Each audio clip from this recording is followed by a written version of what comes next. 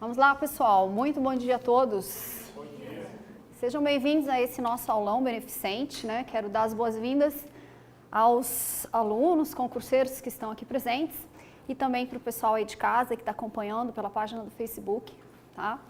É um prazer imenso, né, a gente poder contribuir, né, com o nosso conhecimento, nosso modesto conhecimento, que os senhores possam, no dia de hoje, assimilar e, como fala, agregar mais conhecimento ao que os senhores já têm até então. Eu me chamo Nelly Godoy, tá? Eu sou professora de cursinho, sou funcionária pública estadual da Secretaria da Segurança Pública, tá?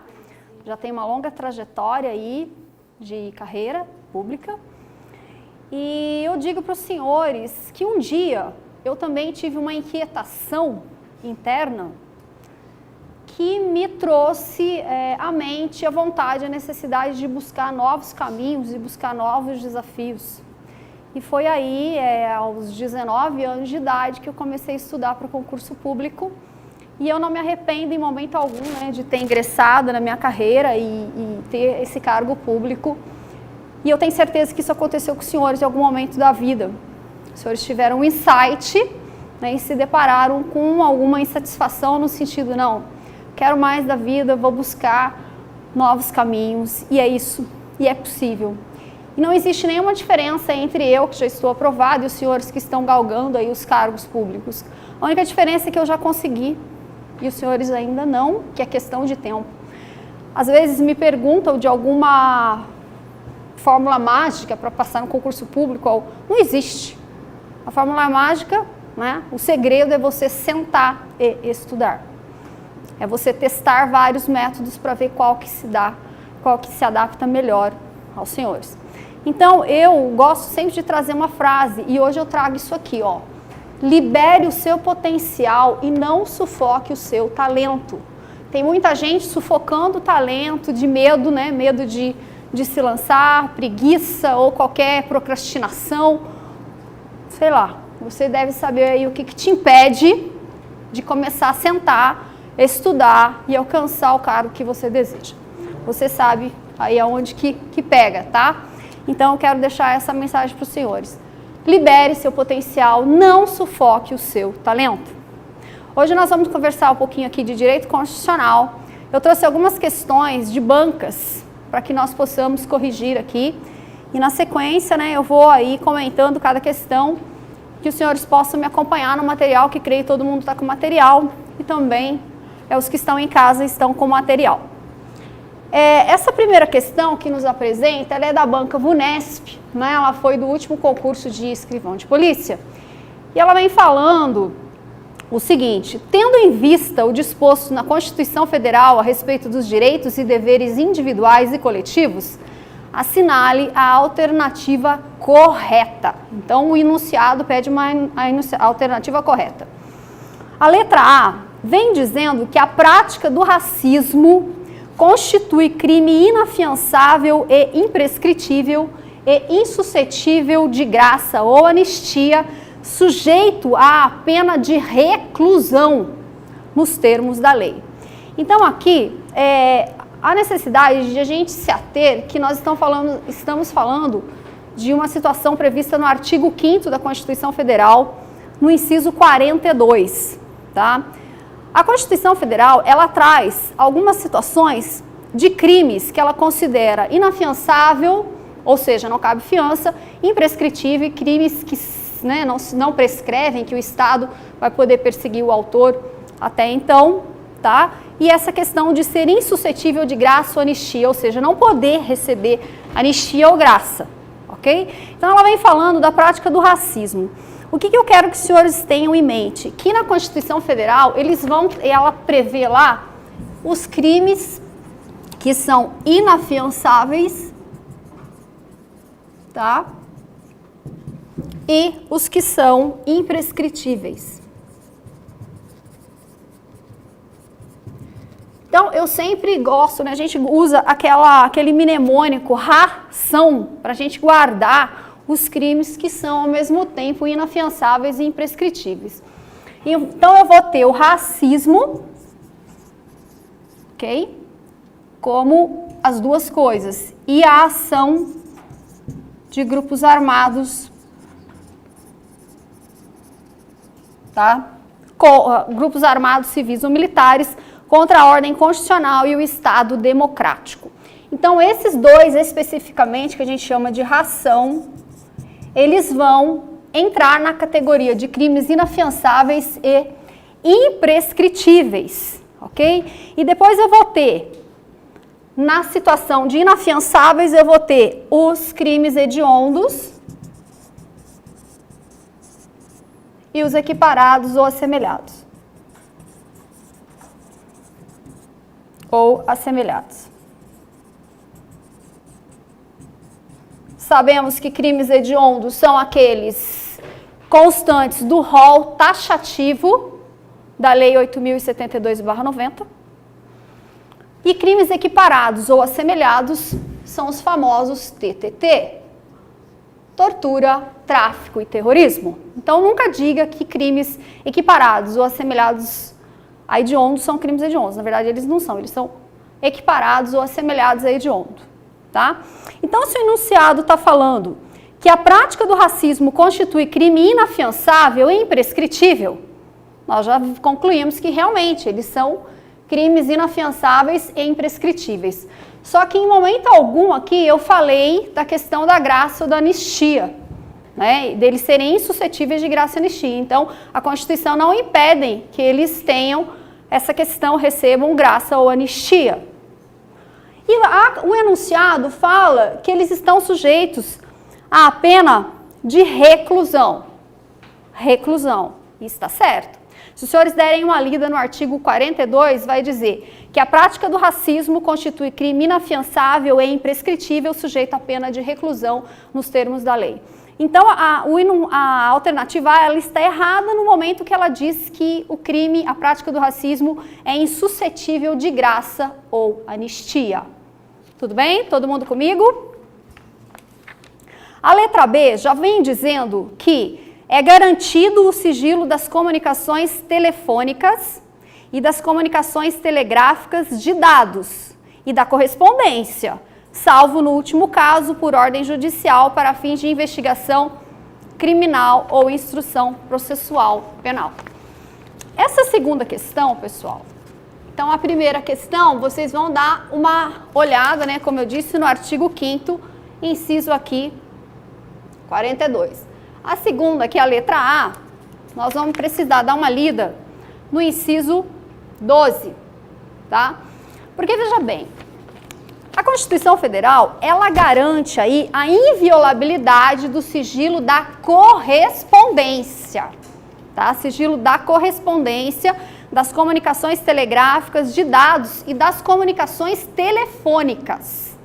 Então, aqui na questão, quando ela fala que é garantido o sigilo das comunicações telefônicas, na verdade, no texto constitucional, vem dizendo que é inviolável o sigilo da correspondência e das comunicações telegráficas, de dados e das comunicações telefônicas. E no caso de comunicação telefônica, esse sigilo ele vai poder ser quebrado com base na Lei 9.296/90, que regulamentou esse inciso 12, ou seja, por ordem judicial ou nas hipóteses que a lei estabelecer para fins de investigação criminal ou de instrução processual penal, tá? Então, o enunciado também está errado no momento que ele fala que é garantido o sigilo das comunicações telefônicas e no último caso ele fala que no caso das correspondências que seriam necessárias aí ordem judicial, e não é, tá? É das comunicações telefônicas,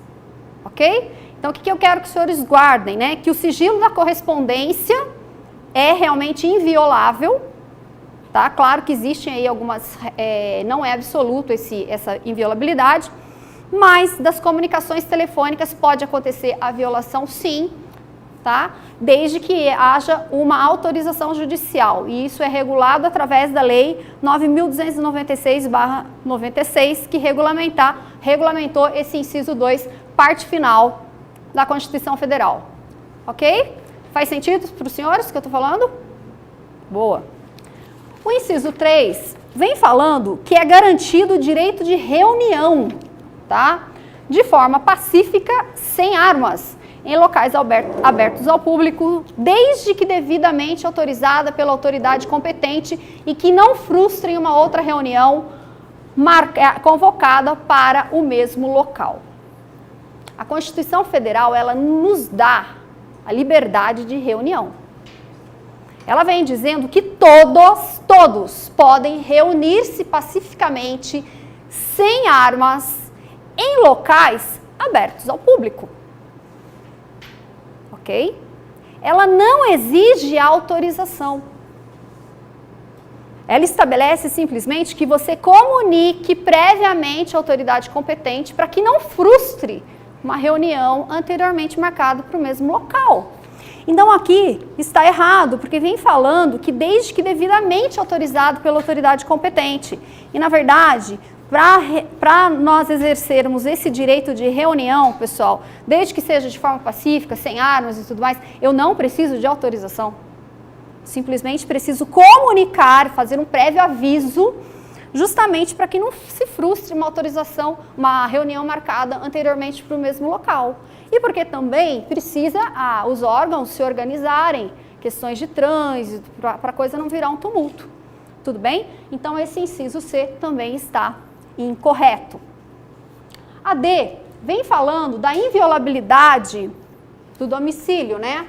A inviolabilidade do domicílio garante que a casa não pode ser penetrada sem consentimento do morador, salvo em caso de flagrante delito ou desastre, ou para prestar socorro, ou de dia ou à noite, com ordem judicial.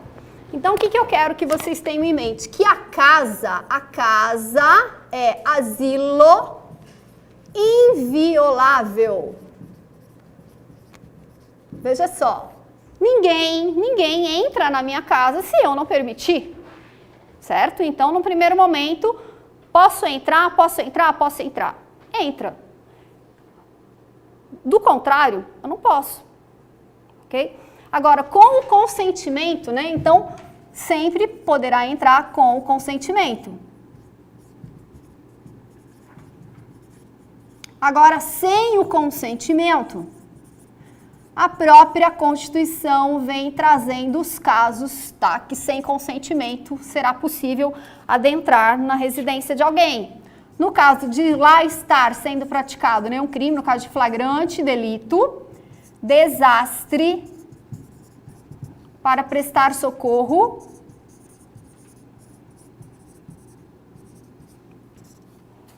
e por ordem judicial, tá? Com ordem judicial. Mas aqui que está o grande erro da questão, que diz durante o dia ou a noite.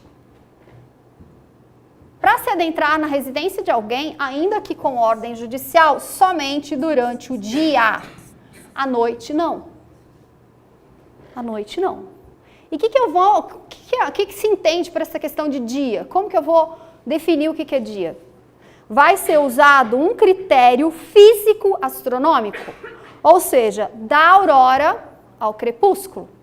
Então, das 6 às 18 horas, é possível adentrar na residência de alguém com ordem judicial, certo? Uma vez que a casa é asilo inviolável. Casa, o que se entende por casa? O artigo 150, parágrafo 4º do Código Penal, né, dentro lá dos crimes da inviolabilidade de domicílio, ele vem dizendo que a expressão casa compreende qualquer compartimento habitado, aposento ocupado de habitação coletiva, compartimento não aberto ao público onde alguém exerce profissão ou atividade, ok? E não se compreende casa, hospedaria, taverna e por aí vai. Então, os senhores tenham em mente que casa é bem abrangente, tá? Não vem só com essa conotação também de domicílio, eu tenho também a ideia de escritório, oficina, garagem e por aí vai. Até quarto de hotel, qualquer habitação, aposento de habitação coletiva, certo? Então, aqui a questão está incorreta, né? Está errada, ok?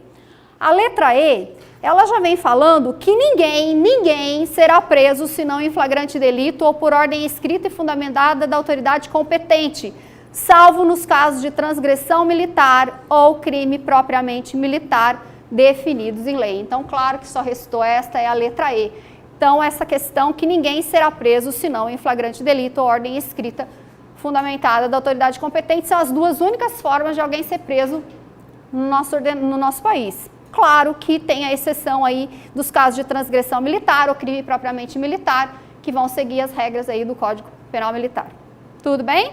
Então, essa questão 1, o gabarito traz a letra E como correta. Fechou?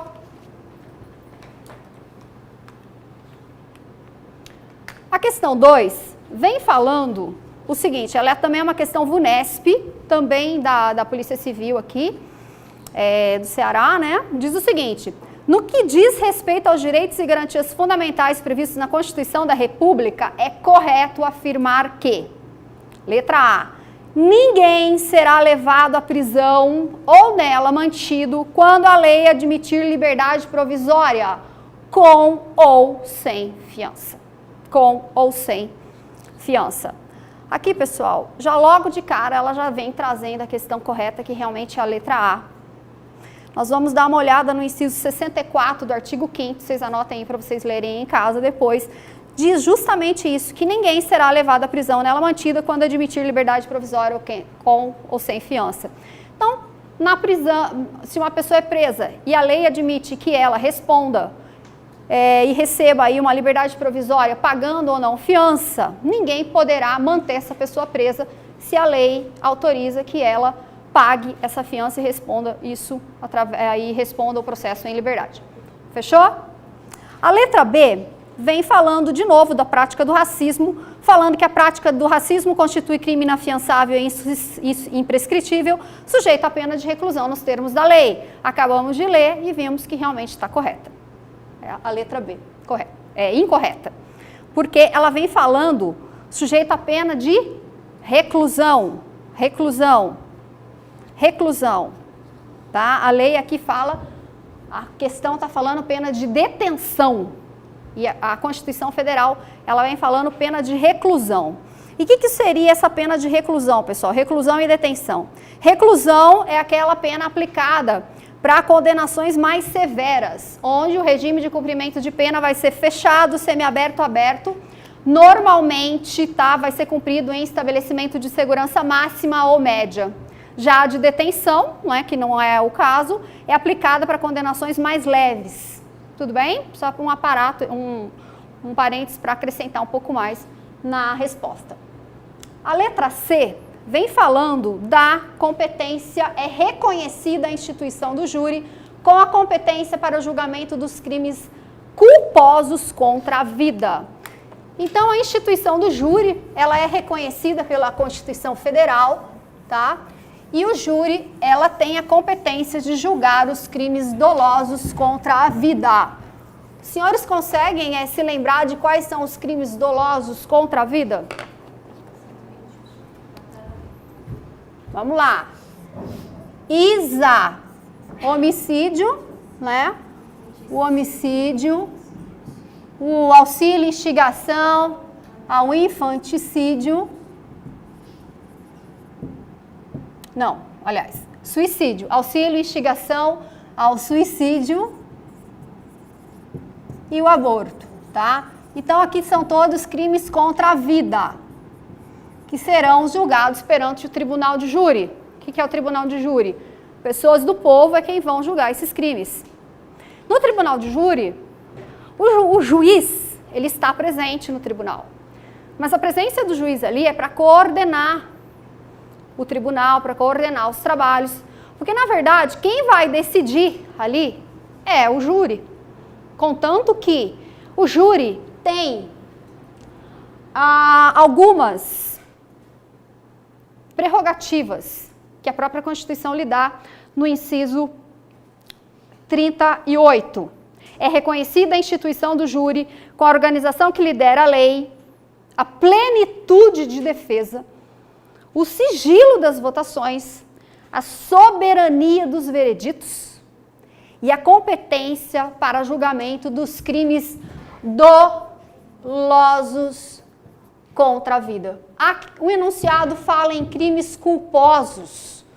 Está errado, porque aqui são crimes trazidos na sua forma dolosa, ou seja, dolo quando a gente quer cometer ação ou assume o risco aí de produzir o resultado. Né? E a culpa é diferente, quando acontece por imprudência, imperícia ou negligência. Fechou? Então, essa questão aqui, a C também está errada, né? A gente já sabe que a correta aqui é a A. D. A lei regulará a individualização da pena e adotará, entre outras, as seguintes: trabalhos forçados e suspensão ou interdição de direitos. O que eu quero que os senhores se recordem e guardem? Que a pena ela é individual. A individualização da pena. Os agentes podem até estar numa mesma situação de cometimento de crime, mas cada conduta vai ser individualizada e cada conduta vai receber uma determinada pena.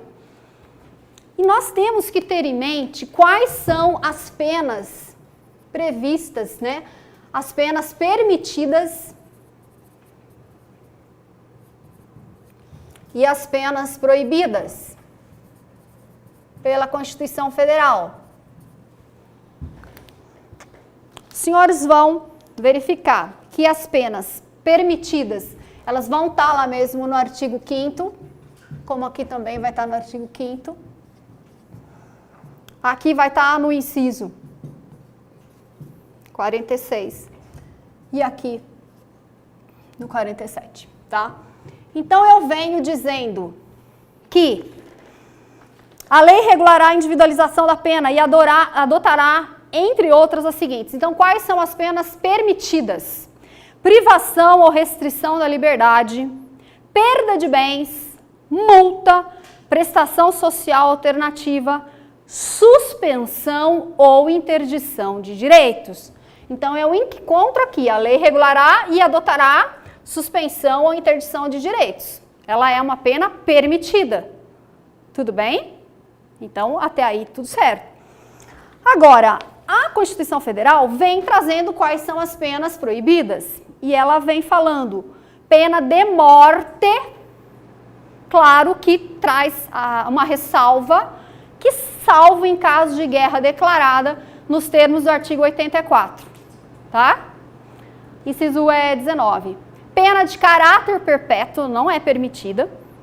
Pena de trabalhos forçados. Opa! Trabalhos forçados. Então, aqui está o erro da questão. Pena de banimento e penas cruéis. Então, eu tenho as permitidas e as proibidas. Então, aqui, na verdade, condenou a resposta quando ele colocou trabalhos forçados. Beleza? Faz sentido o que eu estou falando? Ótimo. E a letra E, né, fala que a lei penal não retroagirá, salvo para beneficiar o réu, traz o princípio da retroatividade da lei mais benéfica, né, que vai alcançar quando trouxer um benefício ao réu. A terceira questão traz diversas alternativas para que nós possamos dizer qual delas é falso, quais delas é verdadeiro. A letra A diz que a prisão de qualquer pessoa e o local onde se encontre serão comunicados imediatamente ao juiz competente e à família do preso ou à pessoa por ele indicada. Tá certo, né? O inciso 52 da Constituição Federal traz exatamente esse texto. De maneira que toda vez que a polícia acaba prendendo alguém, não é?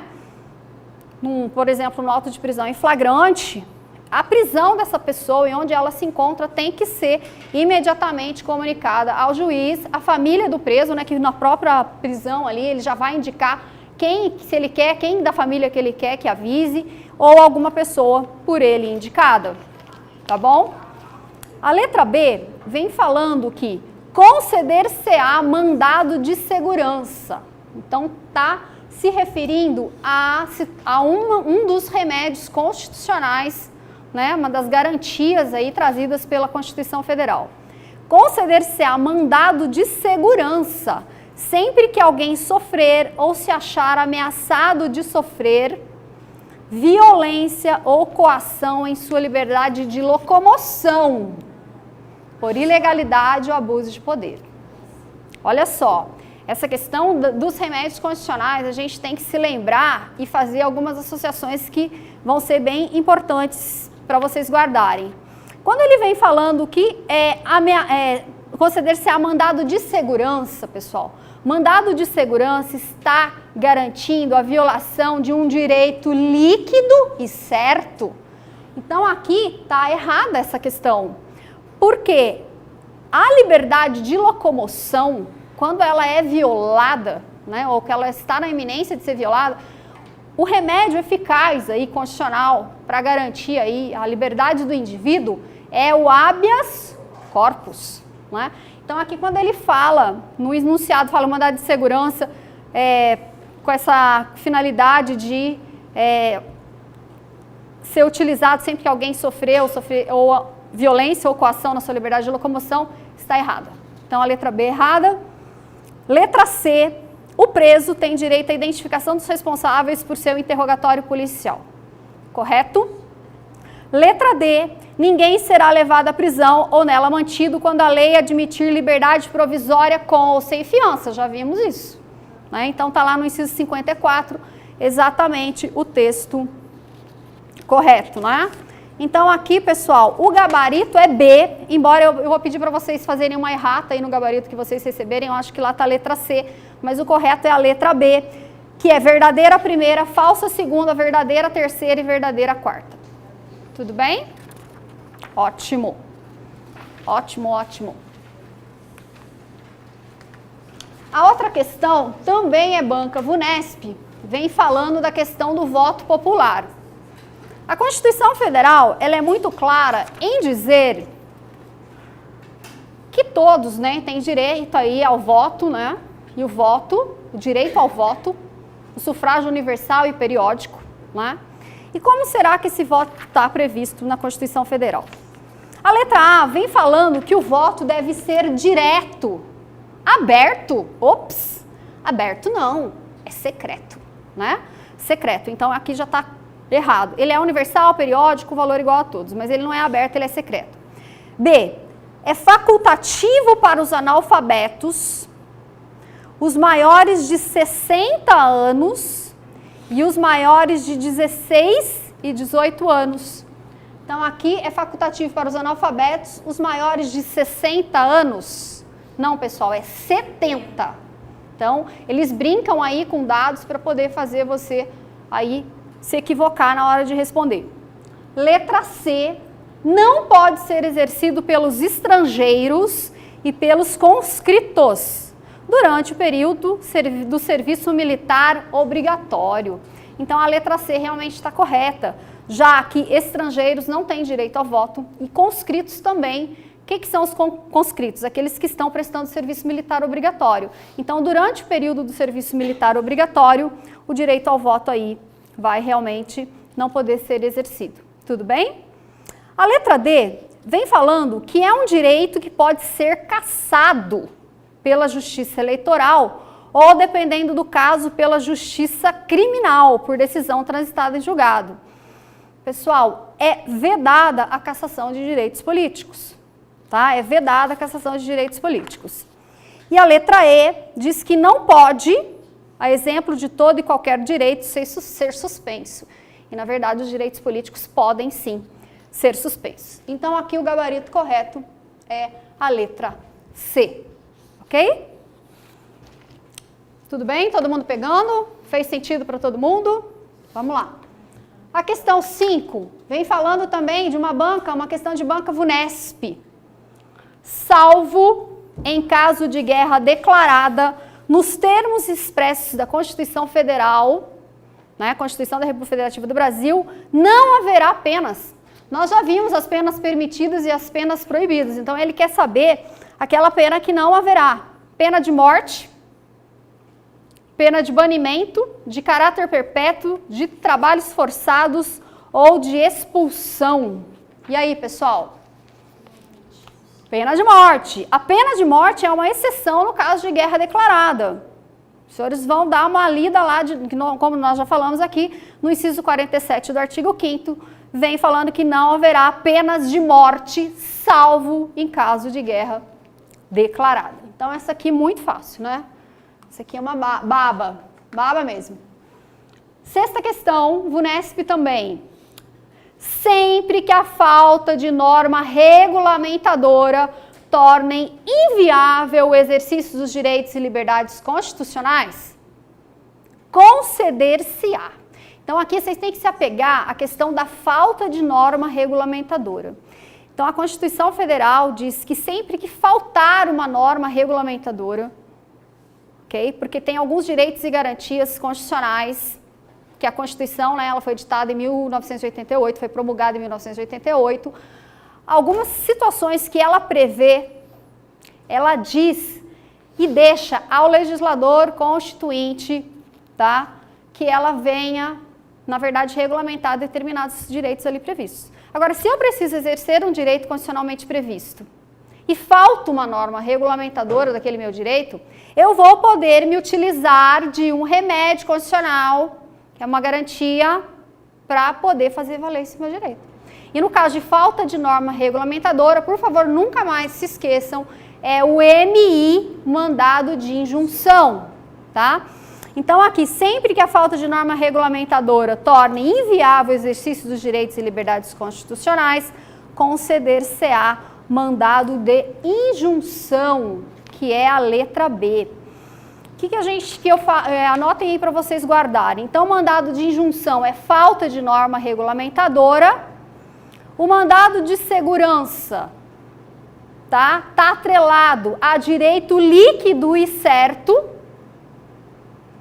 O habeas corpus está atrelado aí a ameaça ou coação à liberdade de locomoção, tá? E o habeas data é reconhecimento de informação relativa à pessoa do impetrante, né, que consta de bancos de dados e por aí vai. Então, os senhores associem essas palavras a esses remédios constitucionais que, com certeza, vão os ajudar muito no momento da prova, tá? Então, aqui, na verdade, a correta é a letra B. 7. O servidor público estável só perderá o cargo quando, né? A estabilidade ela é adquirida após 3 anos, né? Todo mundo aqui sabe que você passa no concurso público, mas você fica aí nesse período aí de prova, né? Para que até você consiga adquirir a sua estabilidade após 3 anos.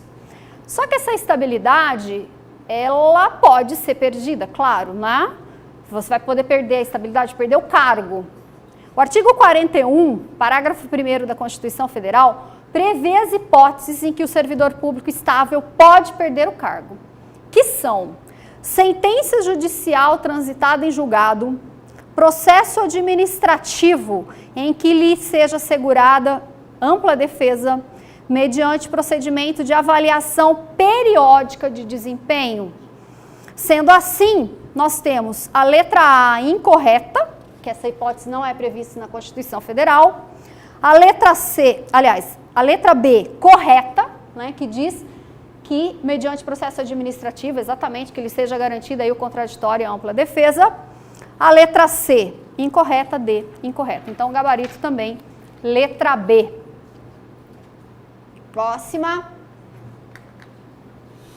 Ricardo, cuja mãe é brasileira e cujo pai é chileno, nasceu no México, durante uma viagem de sua mãe a esse país, a serviço do Brasil, nos termos da Constituição Federal. Então, aqui vem falar na questão da nacionalidade.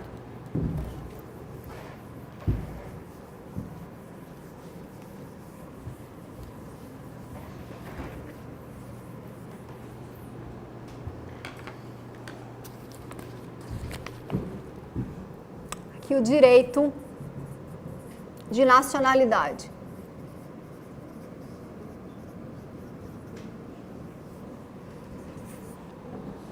Quero que vocês guardem o seguinte, eu tenho uma nacionalidade que ela é originária,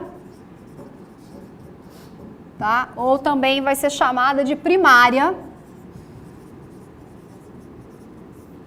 e eu tenho uma nacionalidade que ela é secundária ou adquirida.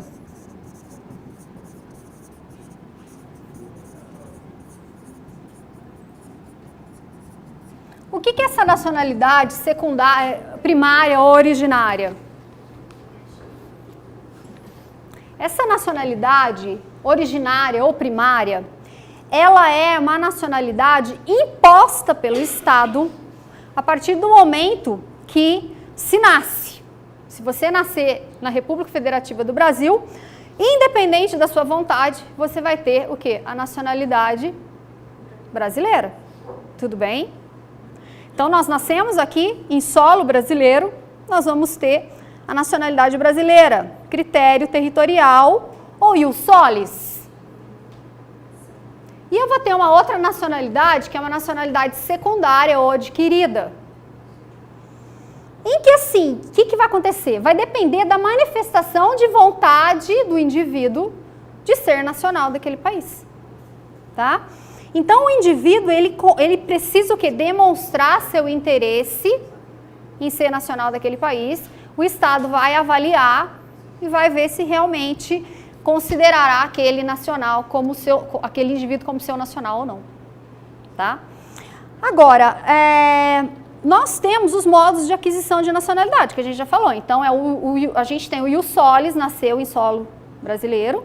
Eu tenho o sanguíneo, que é definido pelo vínculo de descendência, e eu tenho um critério misto, né? Aí que a nacionalidade pode ser definida tanto pelo local de nascimento, quanto pelo vínculo de descendência. E esse é o critério, então, adotado pelo Brasil, que é o critério misto, que vai considerar as duas situações. Eu preciso saber que existe na Constituição diferenças entre brasileiro nato e brasileiro naturalizado. Então, quando eu estou falando de uma nacionalidade originária, eu vou ter o quê? Brasileiro nato. E se eu estou falando de uma secundária, eu vou ter o quê? Brasileiro naturalizado. Porque ele quis, né, adquirir a nacionalidade brasileira e o Estado analisou se permitiria e admitiria ele como seu nacional ou não. Por que é importante também a gente estabelecer a diferença entre brasileiros natos e naturalizados? Porque a Constituição Federal, em regra, ela não vai trazer nenhuma diferença. Mas tem cargos que são privativos de brasileiros natos. Tá? Na linha sucessória da Presidência da República, isso também é importante. Assentos no Conselho da República também vão levar isso em consideração. E vedação da extradição de brasileiro nato, né? Que é vedado a extradição de brasileiro nato. Então, o artigo 12, que é o que vocês têm que se ater, ele traz, no inciso 1, a situação de brasileiros natos. Ele vem falando que os nascidos na República Federativa do Brasil, ainda que de pais estrangeiros, desde que estes não estejam a serviço do seu país. Então, eu tenho aí o critério do ius solis. Por exemplo, um turista em férias no Brasil, enfim, o filho ele acaba nascendo no Brasil, então, ele nascido na República Federativa do Brasil, ainda que de pais estrangeiros, desde que nenhum dos pais estejam a serviço da República Federativa do Brasil, ele vai ser considerado brasileiro nato. Tá? Os nascidos no estrangeiro, de pai ou mãe brasileira, desde que qualquer deles estejam a serviço da República Federativa do Brasil. Então, vou ter o critério do ius sanguinis, né? E o brasileiro nato também, os nascidos no estrangeiro, de pai ou mãe brasileira, desde que sejam registrados em repartição brasileira competente ou venham residir na República Federativa do Brasil e optem a qualquer tempo, depois de completada a maioridade, tá? Pela nacionalidade brasileira. Então, se nós olharmos aqui, Ricardo, cuja mãe é brasileira e cujo pai é chileno, nasceu no México durante uma viagem de sua mãe a esse país a serviço do Brasil. Tá? Então, nos termos dessa Constituição, Ricardo vai ser brasileiro nato. Tá? Brasileiro nato. Sugiro que os senhores estudem bastante essa questão de nacionalidade, porque eles adoram fazer essas questões em concursos, né? E às vezes não vem assim de uma forma tão, às vezes, fácil, né? Às vezes vem de uma maneira bem complicada. Então, guardem essas questões. Eu preciso muito saber, vocês precisam muito saber quais são os casos de brasileiros natos previstos na Constituição Federal. No primeiro momento pode parecer difícil, mas depois que você entende como funciona, não tem como na prova você errar.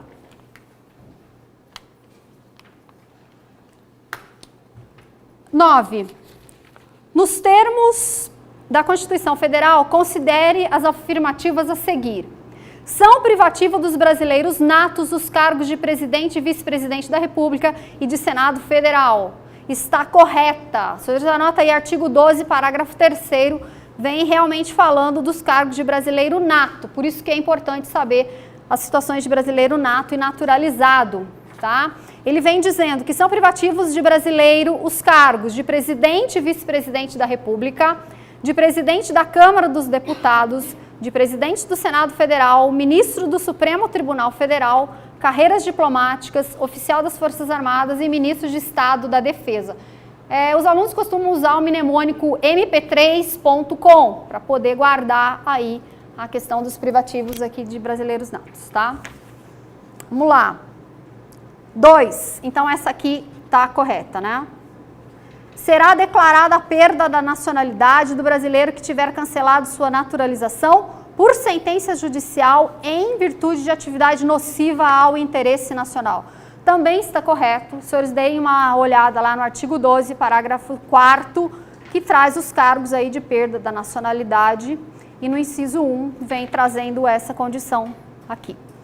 3. A soberania popular será exercida pelo sufrágio universal e pelo voto direto e secreto, com valor igual para todos, mediante plebiscito, referendo e iniciativa popular.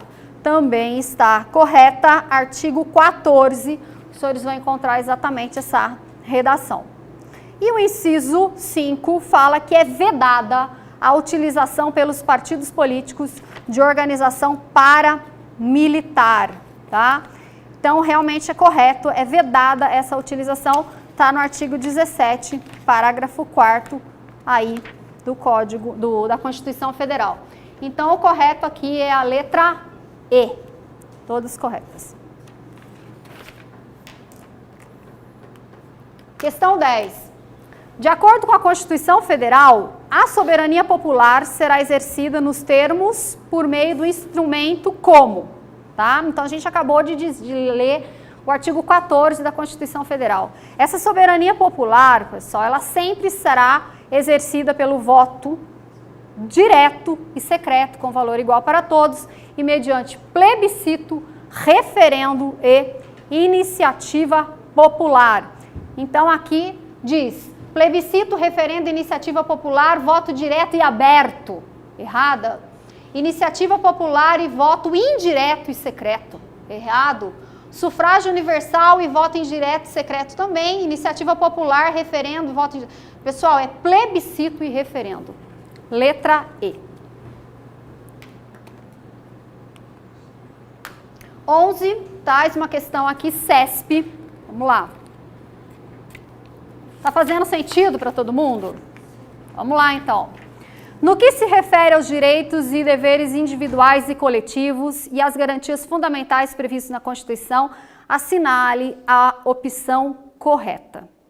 Letra A. A publicidade dos atos processuais é restrita às partes e aos seus advogados.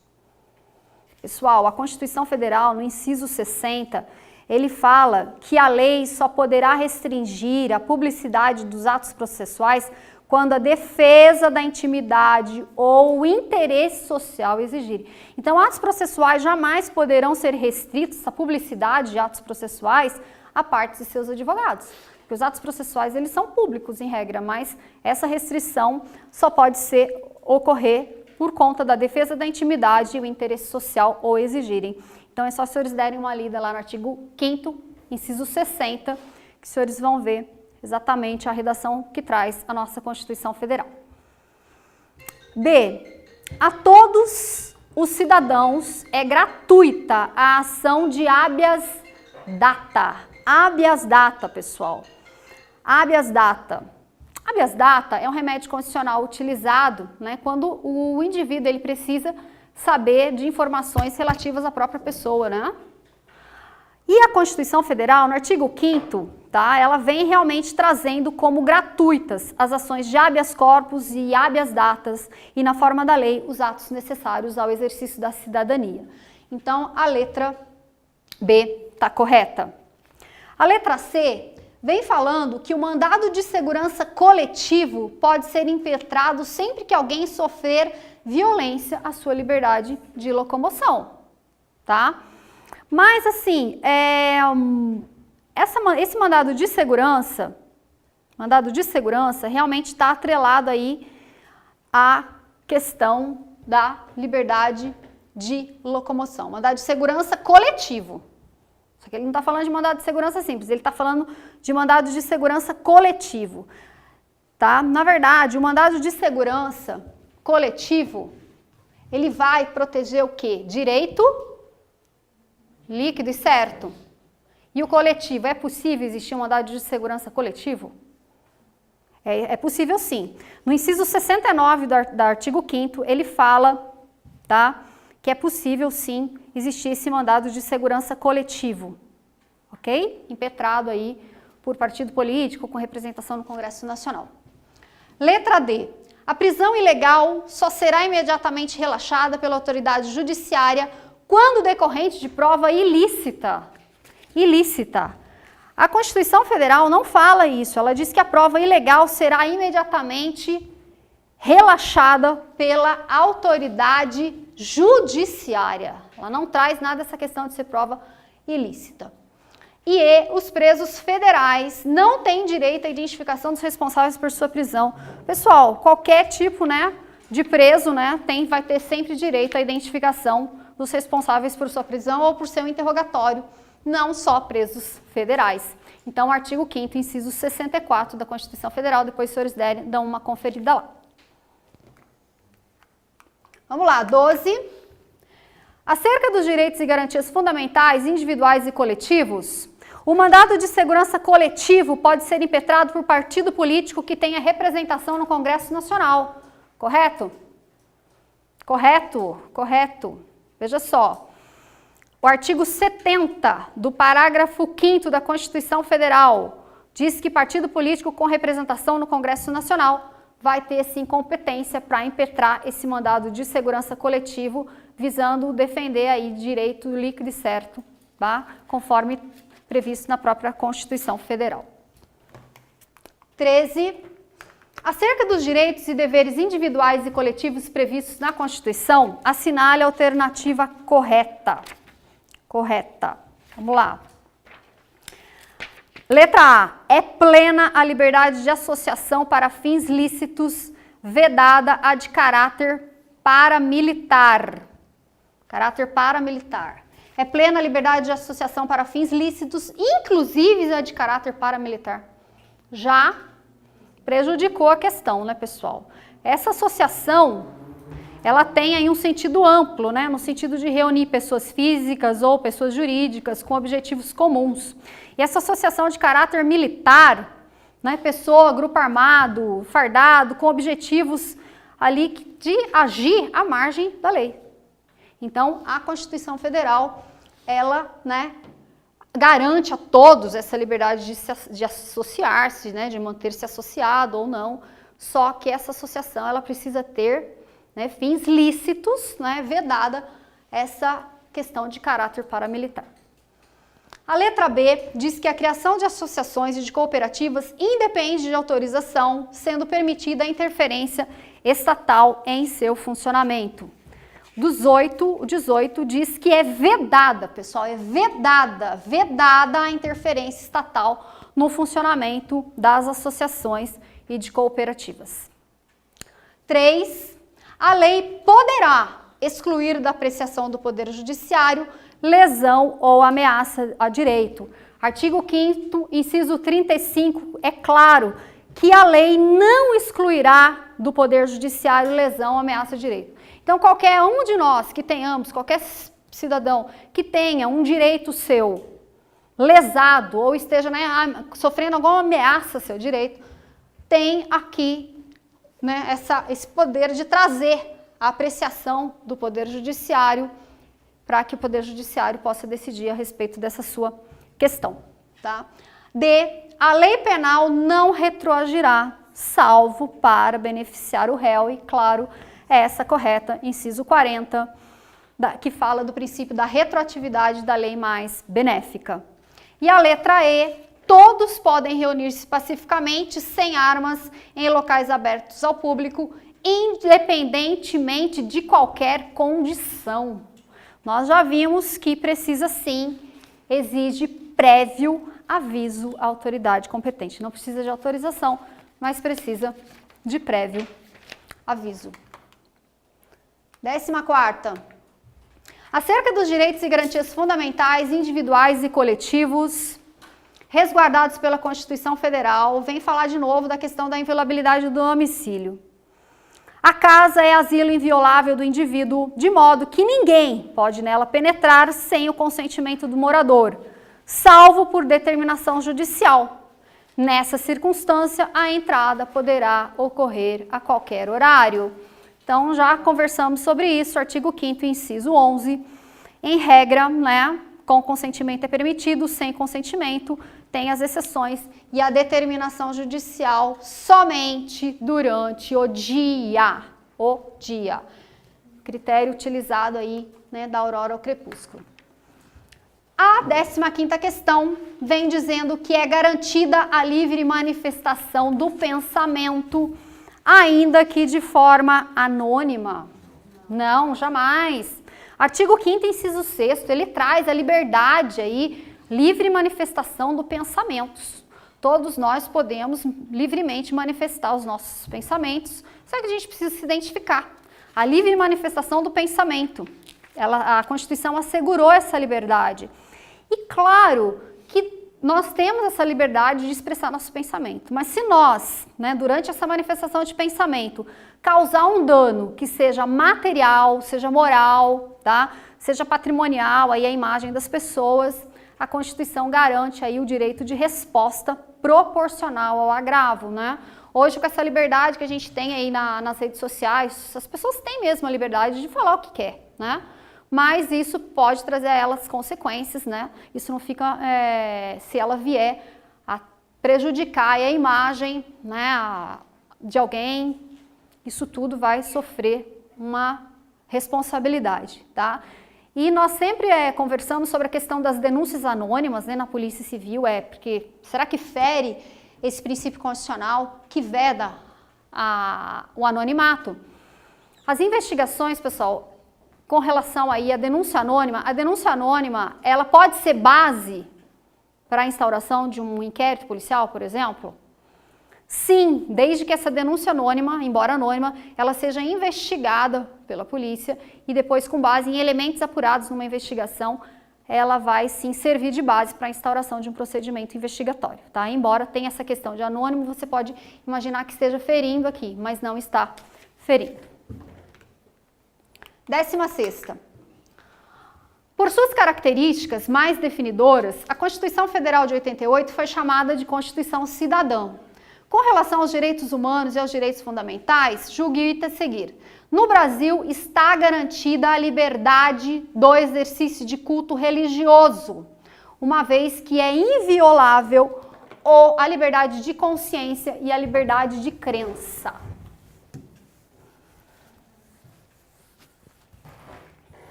Primeiro, pessoal, vocês têm ideia o que é essa questão de liberdade de consciência, liberdade de crença? Liberdade de consciência, liberdade de crença. Olha só, vamos falar de consciência primeiro. Consciência é algo mais amplo, tá? É mais amplo. E a crença está atrelada a um aspecto religioso. E a consciência está atrelada até mesmo à ausência de crença. E o culto religioso nada vai ser do que a exteriorização de uma crença que normalmente se realiza em locais públicos. Então, a Constituição Federal, ela é muito clara, tá? No sentido de proteger a liberdade de consciência e de crença. Então, é uma liberdade. O nosso país, né, a nossa Constituição, ela não adota uma religião oficial. Então, nós somos um Estado leigo ou laico. Se professa, na verdade, só a crença na existência de um ser supremo, mas não temos uma religião oficial. Então, a Constituição Federal, ela garante, tá, a questão da liberdade de consciência e de crença, ou seja, tenho liberdade para ter uma religião e tenho a liberdade também para não acreditar em nada. É a minha consciência. E ela protege, sim, os cultos religiosos, os locais de cultos religiosos. Tá? Então, aqui no Brasil está garantida a liberdade do exercício de culto religioso, uma vez que é inviolável essa liberdade de consciência e de crença. Então, essa questão aqui está correta. Mas é importante os senhores terem saberem o que seria essa liberdade de consciência e liberdade de crença, que tem essa diferença. A 17 vem falando, à luz da Constituição, julgue o item: havendo iminente perigo público, a autoridade competente poderá usar de propriedade particular, assegurado ao proprietário, indenização ulterior, se houver dano. A Constituição Federal, ela nos dá o direito de propriedade. Vocês estão lembrados que a propriedade deverá atender à sua função social, não é? Então, a sua função social, contanto que quando a propriedade não está atingindo a sua função social, ela pode sofrer a intervenção do Estado, né, através de desapropriações e por aí vai. Tá? Mas existe essa situação aqui também de requisição da propriedade, ou seja, a ocupação ou uso temporário por autoridades públicas de bens ou serviços em casos de necessidades transitórias ou coletivas. Então, a Constituição Federal, ela vem no inciso 25, dizendo que no caso de iminente perigo público, a autoridade competente poderá usar de autoridade particular, assegurada ao proprietário, indenização ulterior se houver dano. Então, no caso de iminente perigo público, 25, a autoridade poderá usar e, se tiver causado um dano, será posteriormente indenizado. Ok? A 18 vem falando a respeito de escusa de consciência. Escusa de consciência.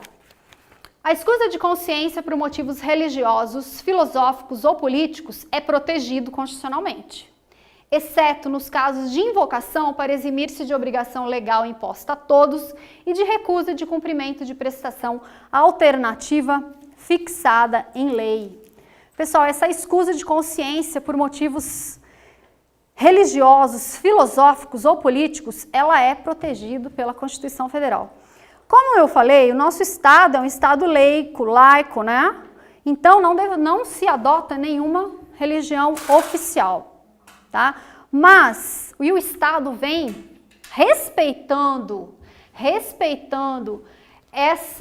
esses motivos religiosos, filosóficos ou políticos de cada cidadão. Agora, quando a pessoa usa essa escusa de consciência, de convicção pessoal, para se eximir de uma obrigação que a ela é imposta, ela tem que aceitar uma outra alternativa imposta pelo Estado, tá?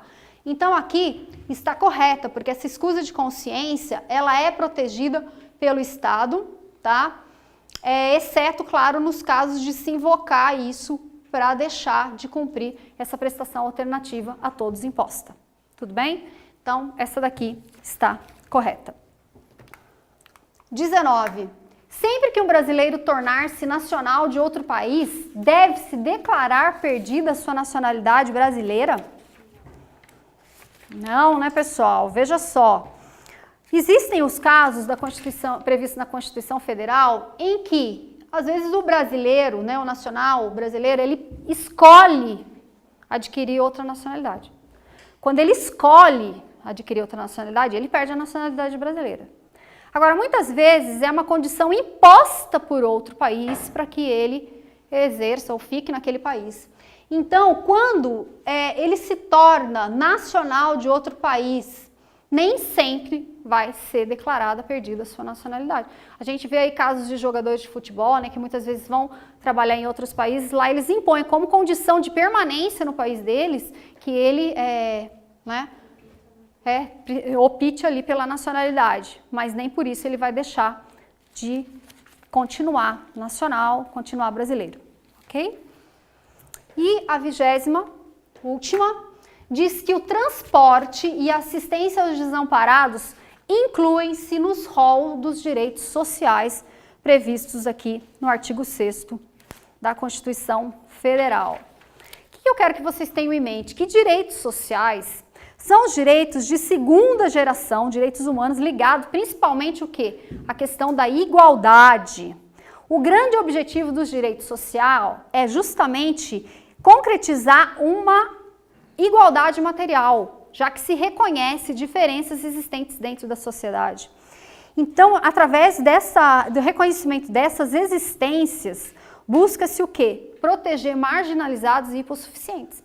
Então, traz direitos sociais no sentido de que o Estado, reconhecendo, por exemplo, que nem todos vão ter acesso a uma mesma educação, nem todos vão ter acesso a um transporte, enfim, o Estado vem com a obrigação de agir para reduzir essas desigualdades. Ele reconhece realmente essa existência de desigualdades dentro da sociedade. O transporte foi o último direito social inserido aqui no rol dos direitos sociais pela Emenda Constitucional 90/15, que traz o direito social de que todos possam ter acesso a um transporte com qualidade, com custos módicos, né? A mobilidade urbana passou a ser uma preocupação, né, dentro dos direitos sociais. Então, hoje, todos os gestores públicos e tudo mais vão ter que adotar políticas no sentido de que esse direito social do transporte ele seja garantido a todos, porque ele reconhece que nem todo mundo vai ter direito, nem todo mundo tem acesso ao mesmo transporte. Então, ele quer reduzir essas desigualdades, tá? E a assistência aos desamparados também está lá no rol previsto dos direitos sociais, artigo 6º da Constituição Federal. Ok? Então, pessoal, olha só. Esse é o bate-papo que eu, tive aqui com os senhores, foi muito bom. Eu espero que cada um continue aí na sua trajetória de concurseiros. Precisando de mim, qualquer coisa, me achem por aí nas redes sociais. Torço muito para que todo mundo tenha um grande êxito na carreira que escolheu. Obrigada pela atenção. Obrigada, pessoal que está em casa também. Valeu!